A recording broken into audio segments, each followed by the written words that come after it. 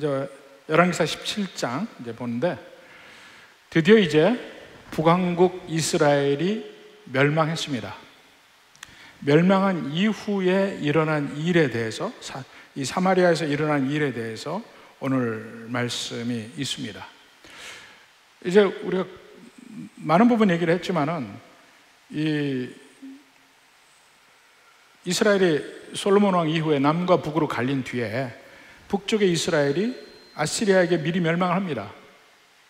그리고 남쪽의 유다는 훨씬 있다가 다시 이제 바벨론에게 멸망을 하게 되는데, 이 서로 이렇게 멸망의 시기가 다른데, 그 북왕국 이스라엘은 아시리아에게 멸망한 다음에 아시리아의 정책에 따라서 이제 종족이 섞이게 됩니다. 오늘 바로 그 말씀이 여기 있죠. 24절에 보니까 아수르 왕이 바벨론과 구다와 아와와 하맛과 스발와임에서 사람을 옮겨다가 이스라엘 자손을 대신하여 사마리아 여러 성읍에 두매, 사마리아에서는 여러 사람들을 포로로 잡아서 아수르로 갔고, 다메섹 그 북쪽에 흩어져서 살게 했고, 오히려 그 사마리아 쪽에는 이 다메섹 북쪽의 사람들을 데려다가 이주를 시킵니다. 구다라는 곳은 바벨론에서 동북쪽으로 좀 떨어져 있는 곳의 지명이고, 또 하맛이라는 곳은 다메섹에서 이 바벨론 그 중간 지역인데, 또 아와라는 데는 어딘 정확하게 모릅니다. 하여튼 다마스커스와 그 아시리아 그 제국이 있는 그 바벨론 땅과 그 지역에서 이주해서 살게 됩니다. 근데 이제 한꺼번에 그런 정책이 있는 것이 아니고, 매번 뭐 아시리아의 왕이 바뀔 때마다라든가 특별한 사건이 있을 때마다, 이런 때 이제 한 민족이 뭐 몽땅 와서 이주하고, 또 다른 곳에서 이주하고, 이런 식으로 해서 이주를 했습니다. 근데 이주를 했는데 그 다음에 문제가 생긴 겁니다. 그 25절에 보십시오. 그들이 처음으로 거기 거주할 때에 여호와를 경외하지 아니함으로 여호와께서 사자들을 그들 가운데 보내시매, 여기 사자는 이 메신저가 아니고 실제 사자죠. 라이언, 사자입니다. 사자들이 그 사람들을 죽였어요. 아니, 지금의 이스라엘 땅에 무슨 사자가 있느냐? 옛날에는 있죠. 옛날에 있습니다. 우리나라도 호랑이가 없어진 지가 그렇게 오래되지 않아요. 그런 거 보면 그 당시 팔레스타인에도 사자들이 있고 이렇게 했던 겁니다. 그 사자들에게 사람들이 죽임을 당하니까 이게 무슨 일인가 할 때 그 사람들이 다 공통적으로 느낀 것이, 이 땅의 신인 여호와 신을 섬기지 아니하였기 때문에 그렇다, 이것을 느낀 겁니다. 뭐 성경에도 그렇게 나와 있고, 여호와를 경외하지 아니함으로 여호와께서 사자를 보내서 그들 중에 몇을 죽였다, 이렇게 나와 있습니다. 이제 그런 화를 입은 거죠. 새로운 땅에 갔는데 그 땅의 신을 경배하지 않아서 화를 당했다. 뭐 일반적으로 다른 전 세계적으로 그런 종교의 그런 면들이 있습니다. 이 신들이 지역성을 떼고 있어요. 그러니까 우리가 성경에서 알고 있는 바알이라는 신도 마찬가지예요. 그 바알이라는 신이 그 한 신인 것 같지만 그렇지 않아요. 그 지역신입니다. 근데 바알이지만 부올이면은 바알 부올, 또 지명을 따라서 바알 누구 이런 식으로 해서 여러 바알들이 존재를 했습니다. 근데 그들이 느끼기에 사마리아 땅에 와서 사는데, 아하, 이 땅의 신인 여호와를 경배하지 않았구나, 이래서 우리에게 이런 화가 임했구나, 그렇게 알게 된 겁니다. 그래서 그 해결책을 생각을 해요. 26절부터 봅시다. 그러므로 어떤 사람이 아수르 왕에게 말하여 이르되, 왕께서 사마리아 여러 성읍에 옮겨 거주하게 하신 민족들이, 이방 민족이죠, 민족들이 그 땅 신의 법을 알지 못하므로 그들의 신이 사자들을 그들 가운데 보내매 그들을 죽였사오니 이는 그들이 그 땅 신의 법을 알지 못함이니이다 하니라. 네. 아주 사실은 이런 생각이 전 세계적으로 있고 우리나라도 마찬가지입니다. 제가 어려서 소풍을 가면요, 소풍을 가면 꼭 밥을 먹기 전에 고시래를 했습니다. 기억하세요? 이 고시래 왜 합니까? 거기 있는 신에게 이거 먹고 떨어져라, 뭐 이런 얘기입니다. 그러니까 나를 해코지하지 마라. 여기는 지금 네 땅인 줄 아니까 이 땅에서 이걸 던져주니까 이제 나를 해하지 마라, 뭐 이런 얘기예요. 그러니까 그 지역마다 신이 있다고 생각을 한 겁니다. 효녀 심청이도 용왕님에게 드리는 거 아니에요, 바다에서. 그러니까 지역에 신이 있다고 생각을 하는 겁니다. 여기서도 지역을 옮겨서 새로운 땅에 왔는데 그 땅 신을 예배하지 않아서 그 땅 신의 노를 사서 지금 이런 화가 임했다 겁니다.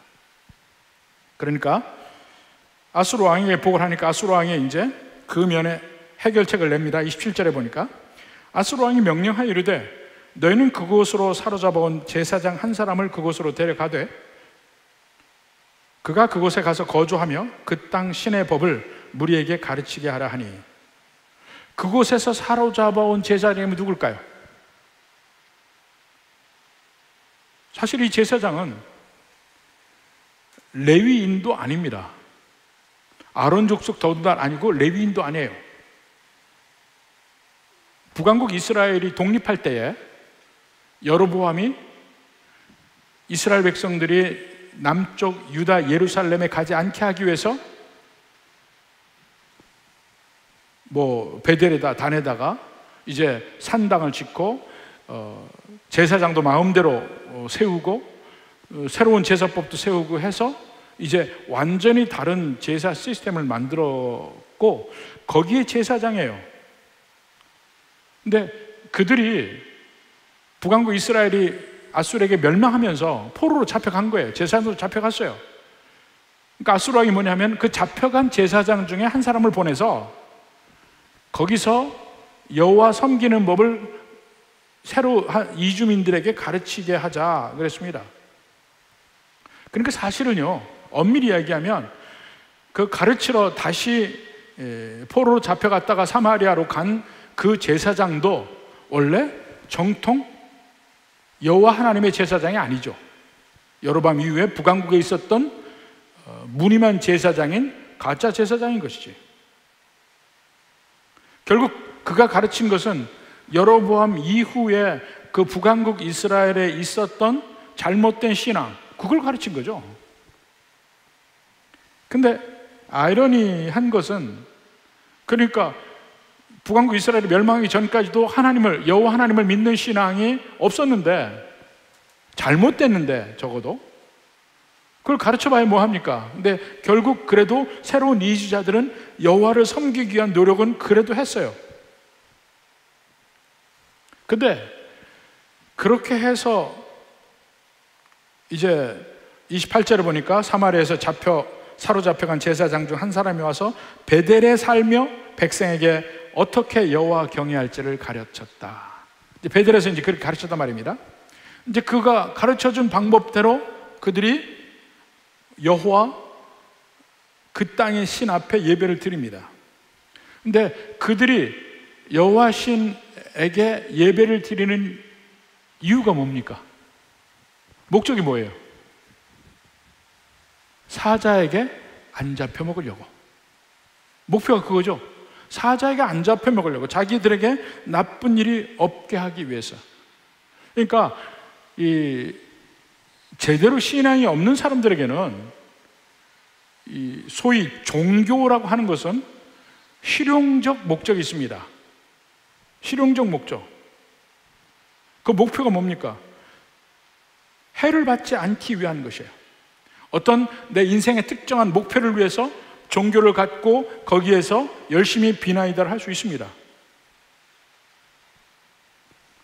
근데 그것은 본질은 그게 아니란 말입니다. 겉으로 목표를 달성하기 위해서 무늬만 그렇게 되는 거예요. 이 얼마 전에 올림픽이 끝났지만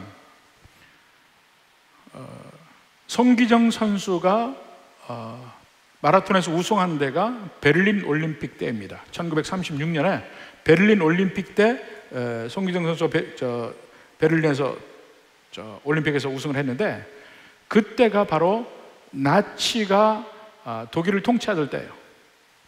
근데 나치의 그 정책 중에 가장 유명한 정책 중에 하나가 뭐냐면 반유대 정책입니다. 엔티세미티즘, 반유대 정책이에요. 그래서 유대인들을 핍박하기 시작했습니다. 그래서 전 세계가 그 독일의 그러한 면을 공격했습니다. 마치 지금의 중국이 위구르 사람들을 탄압하고 그들을 말살하는 정책을 한 것에 대해서 이제 중국을 공격하잖아요. 그래서 이번 겨울에 있을 동계올림픽, 베이징에서 열린 동계올림픽에 우리는 불참한다, 뭐 이런 얘기가 지금 나오고 있습니다. 근데 1936년에 베를린 올림픽 직전에도 바로 그런 일이 벌어졌어요. 미국, 영국, 프랑스 뭐 이런 나라들이 독일 당신네는 이유 없이 유대인을 핍박하는 나라이므로 우리는 올림픽에 불참하겠다, 막 이런 얘기가 나왔습니다. 그러니까 그 나치 독일에서는 우린 절대로 그렇지 않다, 이걸 보여야만 했습니다. 그래서 거리마다 이 유대인을 탄압하는, 유대인을 비방하는 모든 포스터 다 없애고, 신문에서 그 반유대적인 그 신문이 나는 걸 다 못하게 하고, 심지어는 그 올림픽 선수촌을 운영하는 사람을 그 유대인 출신 독일인을 임명을 하고 막 이렇게 했습니다. 반유대적 광고도 다 떼내고 이렇게 해서 올림픽을 다 치릅니다. 가보니까 뭐 반유대인적인 거 없어요. 그렇게 해서 무사히 올림픽을 치렀습니다. 그렇다고 해서 독일이 반유대주의를 버렸느냐 하면 그건 아니죠. 그때만 임시 방편으로 올림픽을 위해서 그 일을 한 겁니다. 근데 우리가 신앙을 갖는다는 것도 그러한 면들이 있어요. 문제가 생기면 열심히 하나님을 믿습니다. 언제까지요? 그 문제가 해결될 때까지 열심히 믿어. 그러다가 문제가 해결되면 언제 그랬냐는 듯이 변해요. 저도 한번 그런 일이 있었습니다. 처음에 제가 막 신학교 다니면서 목회를 할 때 저희 교회에 병으로 아픈 사람이 있었어요. 근데 같이 일하던 분 중에 아주 기도빨이 센 여자 전사님이 있었습니다. 나이도 있고 뭐 몸도 이렇고 딱 보면 기도 잘하게 생겼어요. 정말 기도 잘했습니다. 그분에게 기도도 많이 배웠는데, 이제 그분이 위에서 기도해 주면서 얘기를 했습니다. 이제 다시는 잘못된 길 가지 않고 이제 예수님 잘 믿겠습니까? 죽게 생겼으니까 믿습니다 하고 막 해서 회개하고 뭐하고 해서 기도하고 했는데 났어요. 잘 믿겠습니다 했어요.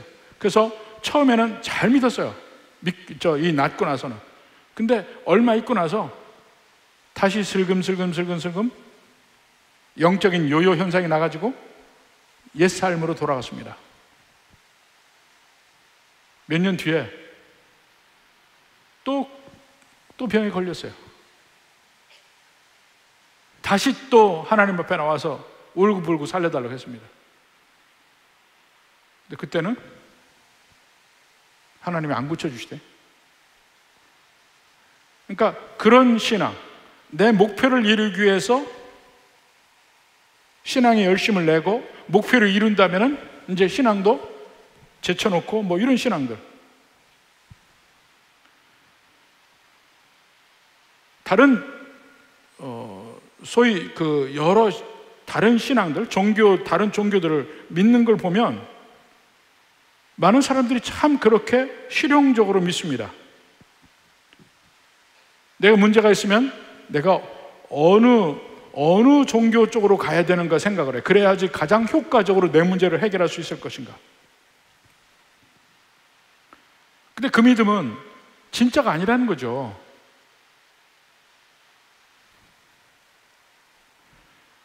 우리가 믿음을 이야기할 때는 과연 이 믿음이 진실되냐 아니냐를 따지잖아요. 그러니까 그 믿는다고 할 때 그 믿음에 따른 믿음의 열매로서의 행동이 있느냐, 이게 믿음의 진실성을 따지는 문제인데, 우리에게 인생에 엄청난 위험의 순간이 올 때, 그때 이제 질문을 할 수 있습니다. 과연 하나님은 어디 계시는가? 9.11 사태가 벌어져서 막 온 미국이 패닉에 있을 때 하나님은 과연 어디 계시는가? 지금 막 이렇게 막 아프간 사태처럼 엄청난 일이 나라에 벌어지고 나라가 다 뒤집어지는 그 순간에 하나님은 어디 계시는가? 많은 사람들이 한번 우리도 우리 마음에 손을 얹고 생각을 해봐야 됩니다. 나는 왜 하나님을 믿는가? 많은 경우에 답이 뭐냐면요, 내 행복을 위해서 믿습니다. 나는 왜 하나님을 믿는가? 내 행복을 위해서. 내 행복이라는 면이 빠진다면 내가 하나님 믿는 것이 무슨 소용이 있는가? 라고도 생각할 수 있어요. 이런 사람들의 신앙은, 소위 신앙은, 종교는 내 인생의 사자를 없애기 위해서 믿는 것이다, 이렇게 생각할 수 있습니다. 예수님 믿으니까 내가 이렇게 잘 됐고 저렇게 잘 됐고, 그게 본질이냐 이겁니다. 그게 본질이 아닌데, 지금 여기 사마리아로 새로 이주 온 그 이주민들, 본래 다른 신을 섬기고 있었어요. 그런데 사마리아는 땅 와서 보니까 막 여러 가지 문제가 터지고 사람이 죽고, 근데 보니까 그 땅 신을 섬기지 않아서 그랬다는 거예요. 이 땅 신을 섬겨야 되겠구나. 그래서 어떻게 섬기는지 방법을 알 수 있는 사람은 제사장을 데려다가 그 방법을 배우고 합니다. 그게 과연 그 뒤에 얼마나 효과가 있었는지는 모르겠습니다만, 그렇게 한 것으로 끝난 게 아니고 그 다음에 그들의 신앙이 그 전에 볼 수 없었던 아주 독자적인 방법으로 발전이 됩니다. 29절부터 봅시다. 그러나 각 민족이 각기 자기의 신상들을 만들어 사마리아 사람이 지은 여러 산당들에 두되, 각 민족이 자기들이 거주한 성읍에서 그렇게 하여 바벨론 사람들은 숫곳 느봇을 만들었고, 굿 사람들은 네르가를 만들었고, 하마 사람들은 아시마를 만들었고, 아와 사람들은 립하스와 다르닥을 만들었고, 스발와임 사람들은 그 자녀를 불살라 그들의 신 아드람멜렉과 아남멜렉에게 드렸으며, 이 아수르 제국의 여러 다른 곳에서 왔기 때문에 믿는 신들이 다 틀렸습니다. 그러니까 각 지역마다 그들의 신들을 다 가져왔어요. 적어도 가져온 게 아니고 거기서 계속 나오는 얘기가 뭐냐면 만들었다. 여기 지금 29절부터 31절까지 만들었다, 그 아사라는 말이 6번 나와요. 우리말에는 5번 나오지만 사마리아 사람이 29절에 사마리아 사람이 지은, 이것도 만들었다는 얘기입니다. 아사라는 말에 6번 나와요. 자, 이 사람들의 그 신앙의 특징을 보면 핵심이 만들었다는 거예요. 뭘 만들었어요? 그들의 신을 만들어요. 신상을 만드는 거예요. 근데 그 자기들의 신상을, 그러니까 원래 자기 고향에서 섬기던 신을 이제 새로운 땅에 와서도 똑같이 만드는 거예요. 만들어서 또 그 만든 신에다가 비나이다 하고 또 섬기는 거예요. 나에게 도움을 줄 신이라는 의미죠. 나에게 도움을 줄 신을 그들이 만들었어요. 이 얼마나 어리석은지 한번 생각해 보십시오. 제가 좋아하는 구절 한번 봅시다. 이사야서 44장 15절.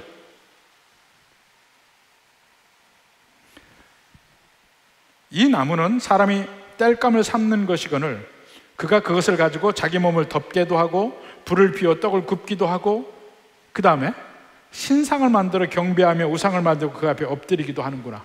같은 나무 가지고 16절에 보니까 그 중에 절반은 불에 사르고 그 절반으로 고기를 구워 먹고 배불리며, 같은 말입니다. 절반을 가지고 불을 펴서 고기를 구워 먹은 거예요. 배불리고 또 몸도 따뜻하게 하고 내가 불을 보았구나. 이게 16절. 그 다음에 17절에 보니까 그 나머지로 다른 절반이죠. 신상 곧 자기의 우상을 만들고 그 앞에 엎드려 경배하며 그것에게 기도하여 이르기를 너는 나의 신이니 나를 구원하라 하는도다. 이 신상을 만들어서 절하는 그런 이방신을 섬기는 사람들의 어리석음을 지금 얘기하고 있죠. 같은 나무 가지고 절반은 불 떼서 밥 먹고 따뜻하게 하고 절반은 신상을 만들어서 거기다 엎드려 절하면서 나를 구원하라. 얼마나 어리석은 얘기예요. 또 비슷한 구절, 재밌는 구절이 있습니다. 예레미야 10장 3절부터 봅시다. 여러 나라의 풍습은 헛된 것이니 삼림에서 벤 나무요 기술공의 두 손이 도끼로 만든 것이라. 이방의 신상들이 그렇다는 얘기입니다. 도끼로 만든 것이라. 그들이 은과 금으로 그것에 꾸미고 목과 장도리로 그것을 든든히 하여 흔들리지 않게 하나니. 이게 참 재밌죠.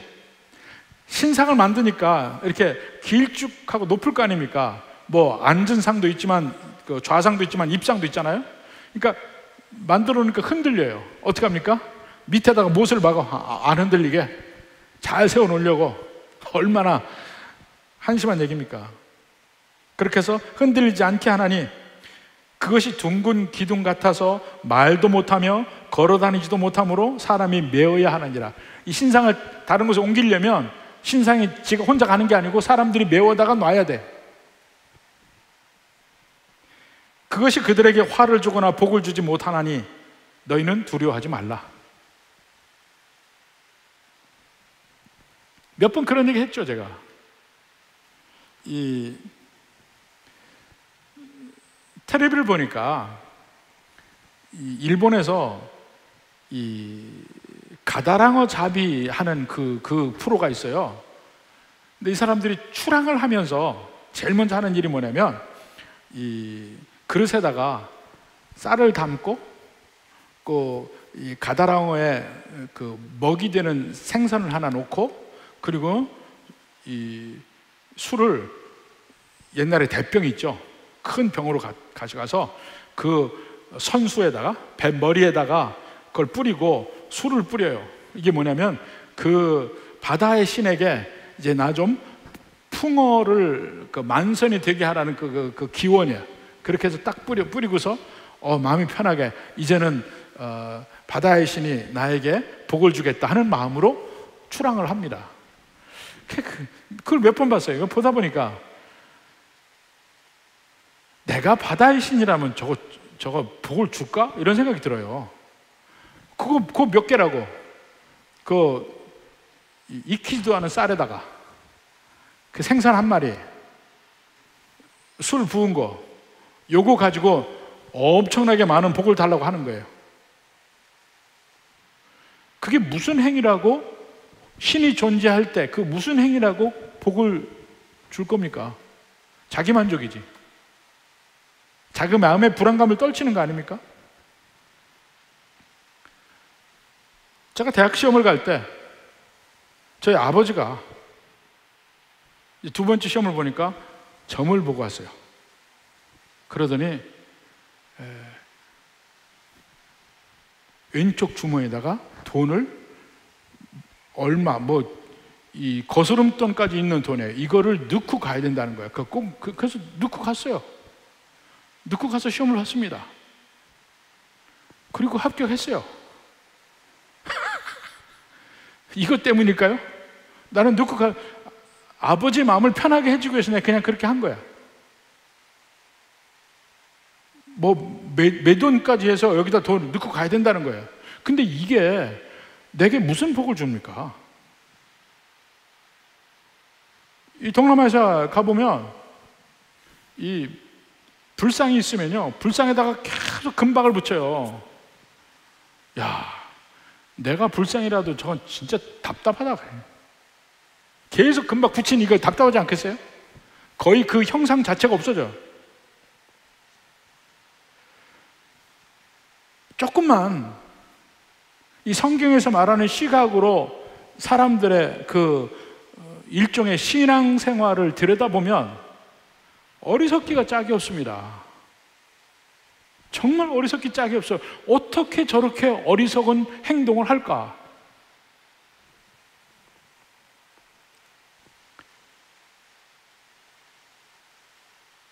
여기 있는 그 수많은 그 이주민들의 신들은 제 발로 걸어올 수도 없어서 그 신을 믿는 사람들이 다시 조각을 해서 깎아놔야 돼.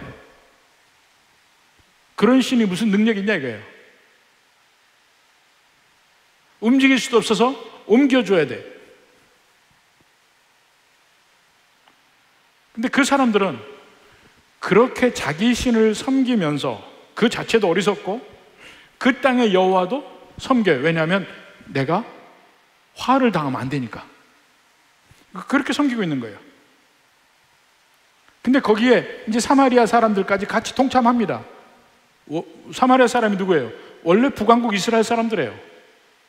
그렇지만은 이미 여로보암 시대 이후로 신앙을 떠난 사람들이에요. 근데 여호와가 자기들의 신이라는 건 알아요. 근데 그 여호와를 섬기는 법은 다 잊어버렸어요. 아무도 가르쳐 주지도 않아. 자, 32절부터 봅시다.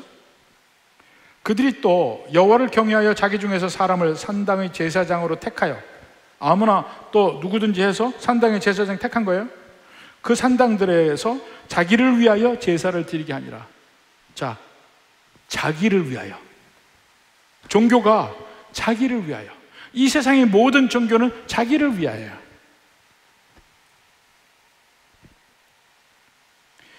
자, 33절에 이와 같이 그들이 여호와도 경외하고 또한 어디서부터 옮겨왔든지 그 민족의 풍속대로 자기들의 신들도 섬겼더라. 여호와도 경외하고 자기들의 신들도 섬겼더라. 근데 이주민들이 와서 보니까 자기들의 신앙을 갖기 상당히 편리하게 되어 있어요. 이미 산당들이 있어요. 사마리아 사람들이 예배를 드리던 산당들이 있어요. 거기에 자기 신들을 이제 집어넣은 거예요. 이게 보면 저 어려서 다니던 그 절이 생각이 나요. 절에 가서 보면요, 앞에 불상이 있습니다. 근데 부처상 그 불상만 있는 게 아니에요. 지금은 절마다 그게 많이 없어졌는데 불상이 있죠. 그 다음에 그 옆에 탱화라고 그러죠.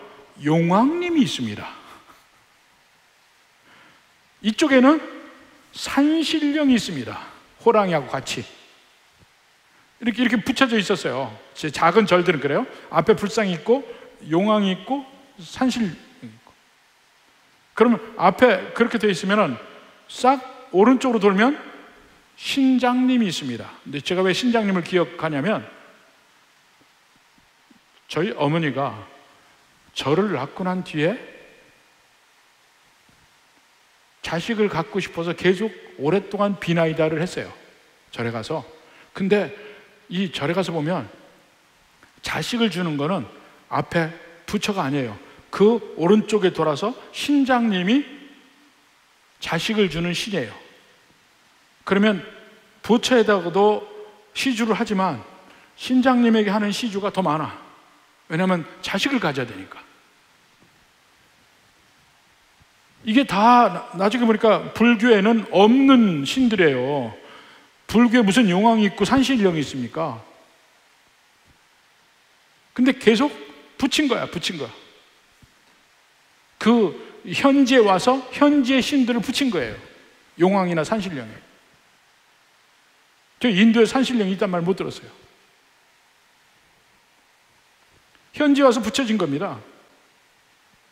자기를 위하여 제사를 지내기 때문에.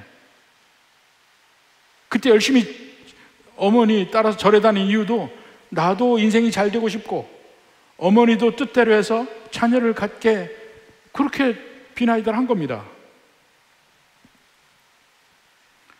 이러고 보니까 이제 사마리아에 새로운 종교 형식이 생겼습니다. 그들에게 복을 줄 만한 신들은 다 섬겨요. 그들에게 해코지를 할 만한 신들도 다 섬겨요. 자기를 위하여 제사를 지는 겁니다. 그러니까 자기 신이 뭐 네르갈이면 네르갈 섬기다가 이 땅에 또 여호와, 그 여호와도 섬기자.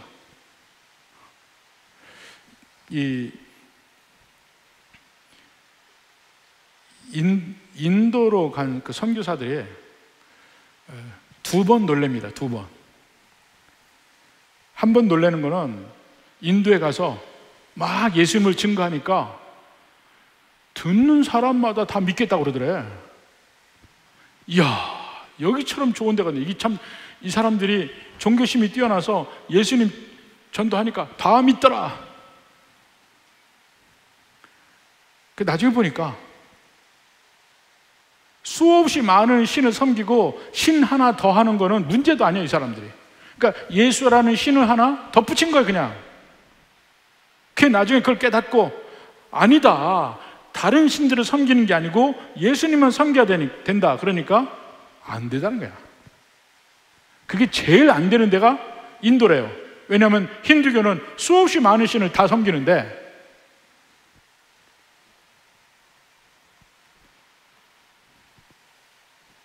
그 시기에요. 다신교. 그리고 그렇게 많은 신을 섬기는 이유는 다 내가 잘 되기 위해서, 내가 해코지를 안 받기 위해서. 그건 오늘날에도 마찬가지입니다. 어떤 사람이 이단 종파의 교회를 다녀요. 뭐 교회라고 하기도 그렇지만 이단 종파의 교회를 다녀요. 그래서 그 목사님이 그 애를 만나서 얘기를 했습니다. 이 교회는 이래서 안 됩니다. 이 교회는 예수님의 하나님됨을 믿지도 않고 예수님의 부활도 믿지도 않고, 그러니까 이 교회를 다니면 안 됩니다 하고 설득을 했어요. 근데 그 사람이 뭐라고 한지 아세요? 그래도 나는 그 교회 가면 마음이 편해요. 그래서 다니겠다는 거야. 마음 편하려고 다니는 게 교회 아닙니다. 내가 죄를 지으면요, 진짜 예배를 드리면 마음이 불편해집니다. 오히려 마음이 불편해져도 거기 있어야 돼요. 그래야 내 문제가 해결이 되니까. 마음 편하려고 다니려면 내 죄 문제를 이야기 안 하는 대로 다녀야 돼. 그러면 마음 편하게 할 수 있어요. 그냥 잘 사는 법, 어떻게 하면 이 세상에서 지혜롭게 살 것인가, 이것만 얘기하는데 다니려면 다녀요. 거기 다니면 절대로 여러분 마음이 불편해질 일이 없습니다. 나는 죄인이라고 고백할 필요도 없습니다. 여기 보면 그들은 여호와를 경외했다, 또 섬겼다, 제사를 드렸다, 이런 종교의 그 신앙의 모양은 쭉 있는데 본질은 없는 거예요. 진정한 의미의 신앙의 본질은 없는 겁니다. 근데 이런 면이 오늘날의 교회에 들어와요.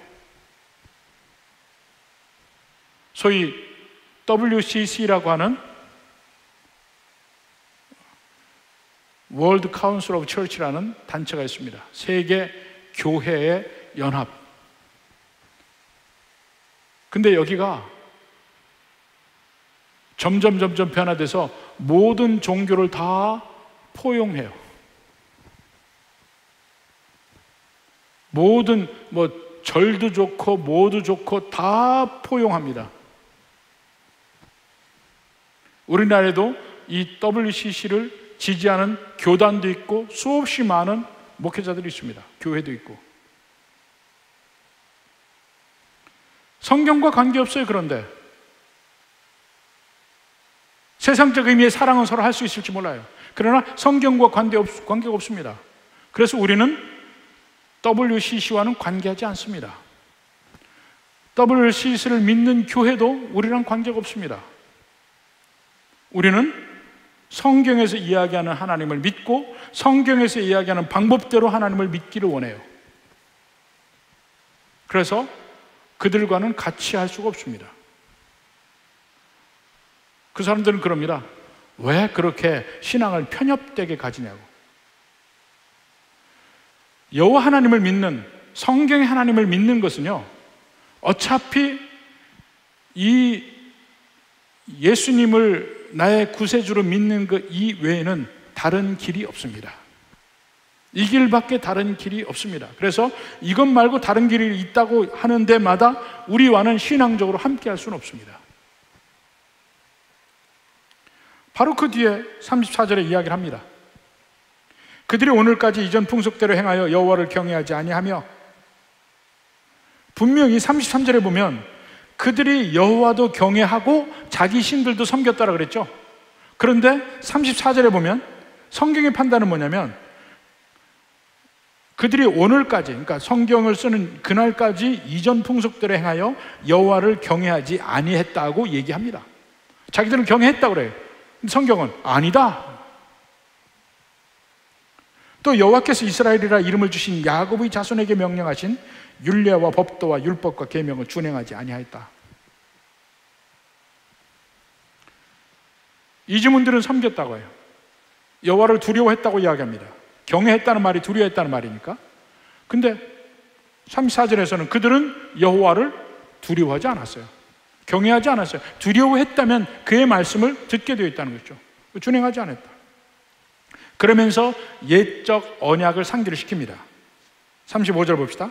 옛적에, 어느 옛적이냐면 출애굽 때예요. 왜냐하면 여호와께서 야곱의 자손에게 언약을 세우시고 하는 말이 지금 우리 식으로 얘기하면 과거 완료형입니다. 아주 옛날 옛적 얘기예요. 그러니까 출애굽 때란 말입니다. 야곱의 자손에게 언약을 세우시고 그들에게 명령하여 이르시되, 출애굽 때 명령했어요. 너희는 다른 신을 경외하지 말며 그를 경배하지 말며 그를 섬기지 말며 그에게 제사하지 말고. 출애굽 때 언약을 세우었는데 그 세운 언약 중에 있는 말이 뭐냐면 말고예요. 다른 신을 섬기지 말고, 경배하지 말고, 제사하지 말고. 우리의 신앙은 여호와 하나님, 예수님 이외에는 섬기지 않습니다.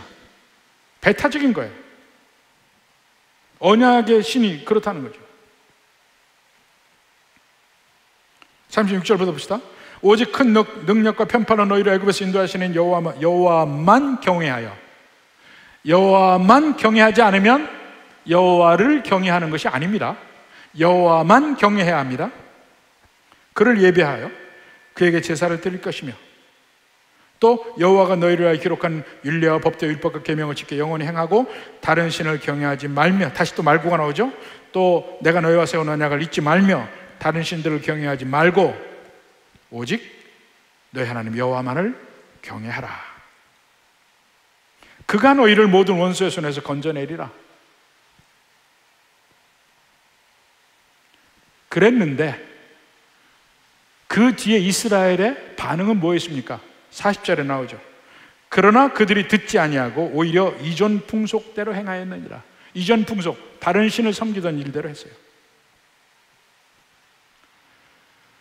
그래서 성경의 하나님을 믿는다는 것은 성경의 하나님을 섬기면서 다른 신을 둘 수 없습니다. 우리가 하나님께 순종한다고 하는 것은 곧 다른 신을 섬기지 않는다는 얘기예요. 우리가 하나님을 섬기면서 돈을 우상으로 섬기지 않습니다. 하나님보다 다른 사람을 더 먼저 귀하게 여기지 않습니다. 하나님이 먼저입니다. 그것이 설령 우리의 가족이라 할지라도 먼저 예수님을 택하는 겁니다. 여기에는 다른 예외가 있을 수 없습니다. 우리는 가장 먼저 여호와 하나님, 예수님을 우선으로 둬야 됩니다. 그게 언약이에요. 그렇게 해야 비로소 내가 여호와를 경외한다고 말할 수 있어요. 그래서 예수님을 나의 주님이라고 고백하면 다른 것이, 다른 존재가, 다른 어떤 물건이 나의 주인이 되면 안 됩니다. 그리고 나서 결국 그들이 언약을 어긴 겁니다. 그 결과 41절 봅시다. 이 여러 민족이 여호와를 경외하고 또 아로새긴 우상을 섬기니, 모양은 여호와를 경외해요. 여호와께 예배를 드려요. 그런데 또 아로새긴 우상을 섬기니, 오늘날 많은 그리스도인들이 그런단 말입니다. 예배를 드려요. 여호와를 경외하는 일이 있어요. 근데 동시에 다른 신도 섬겨요. 하나님이 하지 말라 한 일을 행해요. 그것은 그 신을 섬기기 때문에. 그렇게 하니 그들이 자자손손이, 사실은 이게 더 무서운 겁니다. 그들이 자자손손이 그들이 조상들이 행하던 대로 그들도 오늘까지 행하니라. 출애굽 때 이후에 그 언약을 받은 그 하나님의 백성들도 여호와를 경외하면서 다른 신을 섬겼단 말입니다. 그러니까 그 뒤에 자자손손이 계속 내려오면서 똑같은 짓을 하고 오늘까지가 언제까지예요? 그 북왕국 이스라엘이 망한 이 날까지도 계속 그 혼합주의가 계속되더라는 얘기입니다. 이제 사마리아에 완전히 새로운 사회가 생겼습니다. 완벽하게 이방 신까지 다 수입해서 같이 버무려서 같이 믿는 혼합 종교가 생긴 겁니다. 그리고 자자손손이 그렇게 해요. 사실 우리의 신앙의 잘못된 신앙의 결과가 우리에게만 임한다면 그래도 좀 나아요. 근데 그것이 우리 자녀에게, 자녀의 자녀에까지 계속 내려간다는 말입니다. 근데 사실 목회를 하다 보면요, 참 재밌어요. 한 가정의 신앙, 그 부모가 신앙생활 하는 걸 보면 그 자녀들이 그걸 배웁디다. 거의 대부분. 특별한 은혜와 능력이 있으면 부모들의 신앙이 개떡 같아도 자녀들의 신앙이 찰떡 같은 때가 있어요. 근데 그것은 특별한 하나님의 은혜가 있을 때고, 대부분 부모의 신앙을 따라가요. 그러니까 부모의 신앙이 찰떡 같아도 자녀의 신앙이 개떡이 될 가능성이 상당히 많습니다. 근데 자녀의 신앙이 찰떡이 되려면 적어도 부모의 신앙이 찰떡이어야만 해. 제 말이 제대로 됐는지 모르겠습니다. 떡만 생각이 나는지 모르겠어요. 적어도 여러분의 자녀의 신앙이 바르게 되어서 하나님의 복된 길을 가기를 원한다면 필요 조건이 뭐냐면 부모의 신앙이 바라야 합니다.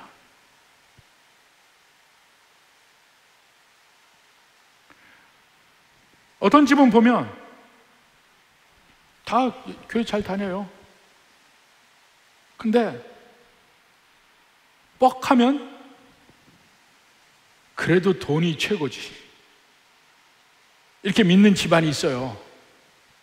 그럼 자녀들이 교회를 다니는데 부모가 암암리에 전해준 또 다른 신앙도 물려받아요. 그 자녀들도 그래, 맞아, 돈이 최고야. 믿음 생활 하다가 돈에 문제가 있으면 먼저 돈을 택해야 돼. 이걸 배워요. 참 재밌는 게요, 제가 목회를 하면서 그 가정 사정을 잘 모르잖아요. 잘 모르는데 알고 싶으면 어떡하는 줄 아십니까? 그 집 애들 불러서 얘기해 보면 알아. 그 집 애들 정확하게 나와요.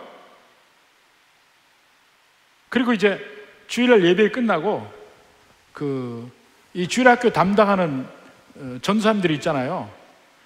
같이 얘기도 하고 식사도 하고 이렇게 하다 보면 이제 자연스럽게 그 애들 얘기가 나와요. 그 얘기 들어보면 재밌어요. 어떤 한 애가 그 주일학교 와서 그런 거예요. 뭐 자연스럽게 얘기하잖아요. 우리 엄마 아빠는요 돈만 좋아해요. 그 소리를 한 거야. 겉으로 보면 그 부부는, 그 엄마 아빠는 교회에서 열심히 성도였어요.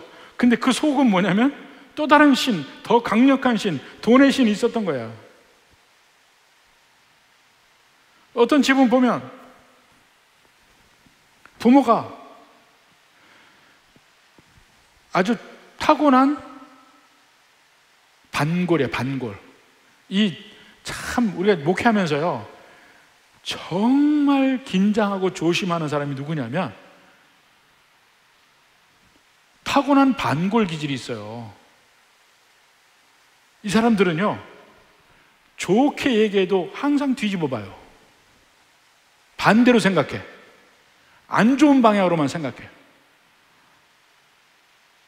아무리 선한 의도로 뭘 대해도 뒤집어서 안 좋은 방향으로 해석을 해요.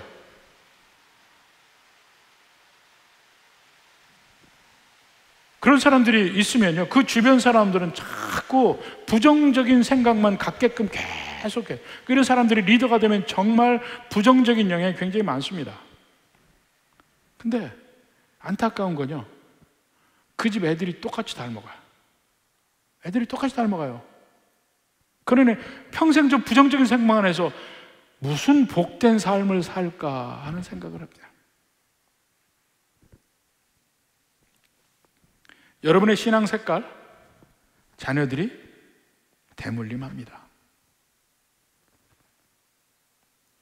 부디 여러분의 자녀를 위해서 다 부모들이 기도하잖아요. 기도하지만